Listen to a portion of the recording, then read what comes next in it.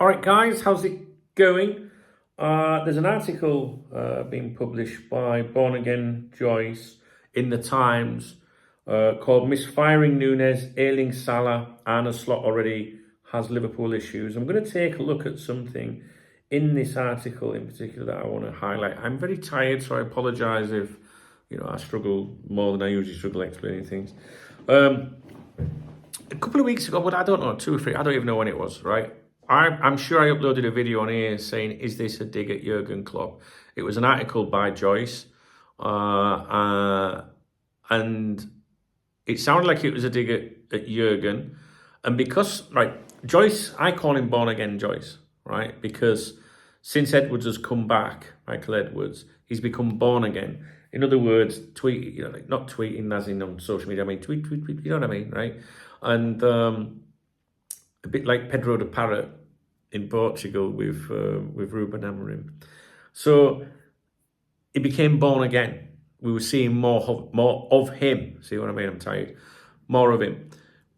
It's always between Ornstein and Joyce. And at the time, prior to Edwards coming back, it was more Ornstein is what I'm trying to say, right? A lot of it depends on the topic at the club at the time. So we were getting more from Ornstein, really. Joyce was still there in the background, very good journal and all that. And then Edwards comes back and Joyce is born again.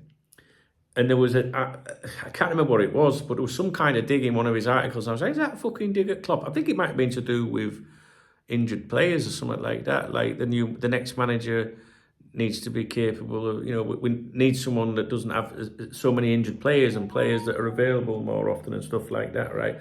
So that was before. So that was the first dig. And I think you guys agreed with me. And I think this is a dig. I don't know. You have to let me know if you think so. Because in this article, it says Núñez was very much a Klopp signing. Liverpool's recruitment think tank preferred Christopher Nkunku, who of course was at RB Leipzig.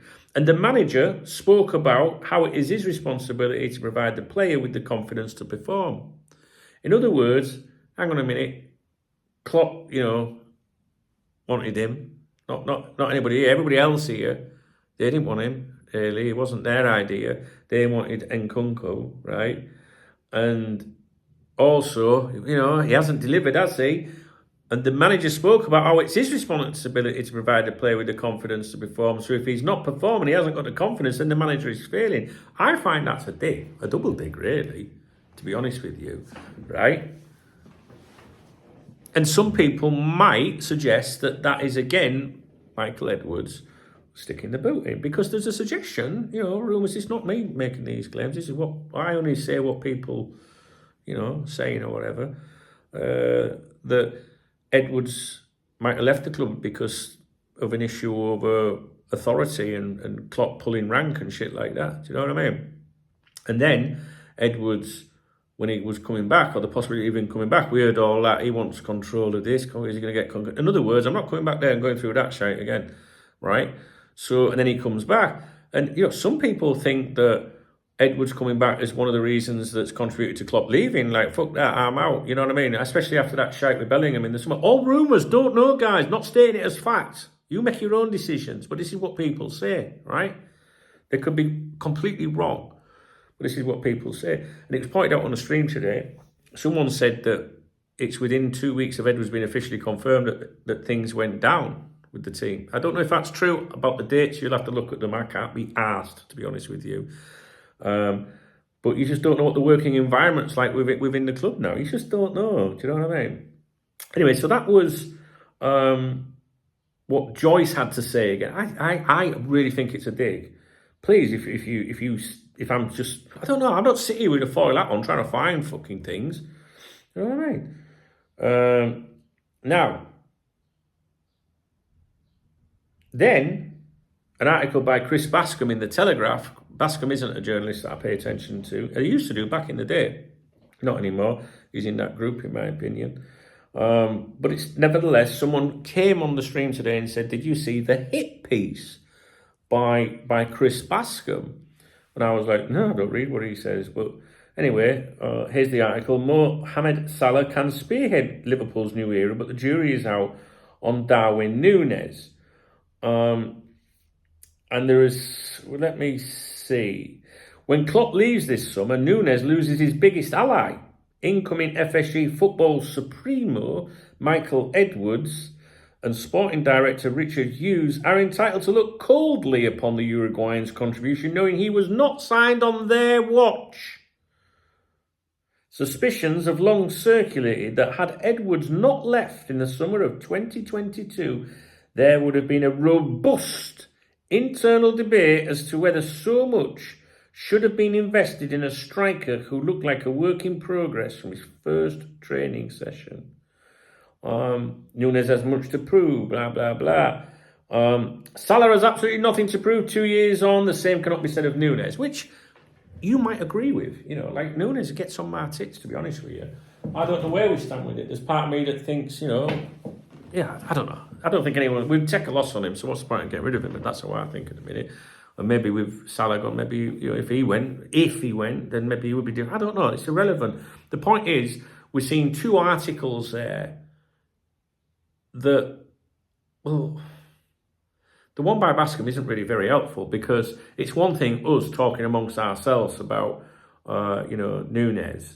But, you know, we're talking about a journalist writing for the Telegraph, you know, one of the big, you know, newspapers. These sort of things will get back to the players. And then we got Joyce at the Times. And I don't know. I mean, if you're going to stick the boot in on Salah, maybe it'd be a good idea to leave that until the season finishes. I really see how it's helpful now. Is it a hit? You'd have to read the full article in fairness to see if it's a hit piece or not, because I'm sure Bascom will be making solid points in there as to, you know, well, he does make some points as to, you know, I don't know. You have to read it yourself. I'm trying to be like as honest as possible here and not just say the article's just slagging him off. But it's not my view that matters anyway. This is people that came on my stream this afternoon and said, have you seen the hit piece?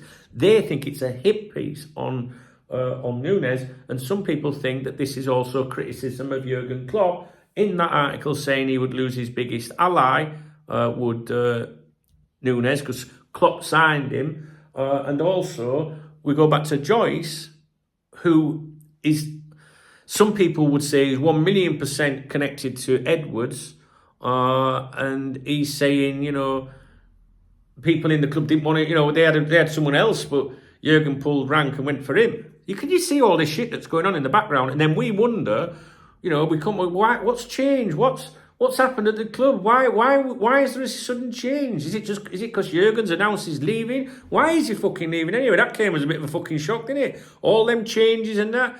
And there's all this like little bitching and stuff going on, clearly, right? And that's not going to affect things. Anyway, they're all my opinions. You're entitled to yours. I never state anything as fact. That's Rafa's job, for sure. Right? And you tell me what you think. Do you know what I'm saying? That's it. You can form your own opinions. But I think they're dodgy articles. I think there's something going on there. But what I will say is this. I think that some people may think that, sorry, I'm pointing at my phone that I've put over there. Some people may think that Edwards is saying that to Joyce, right? But some people would say Edwards isn't saying that to Bascom. That's probably Joyce speaking to the other journalists saying, well, and also this, that. Do you know what I mean? Because I don't believe that any of those other journalists have got the what's the word? The channel, you know, the communication with the big cheese. You know what I'm saying? Just for, you know, I've said this many times. Ornstein, in my opinion, does have some connection with the running of the club on a day-to-day basis, but is more ownership. But he definitely does have both. Joyce, in my opinion, is purely the people that run the club on a day-to-day. Sometimes they cross over. I think I'll try to explain. What do you think, guys? Have I explained it well? I'm exceptionally tired.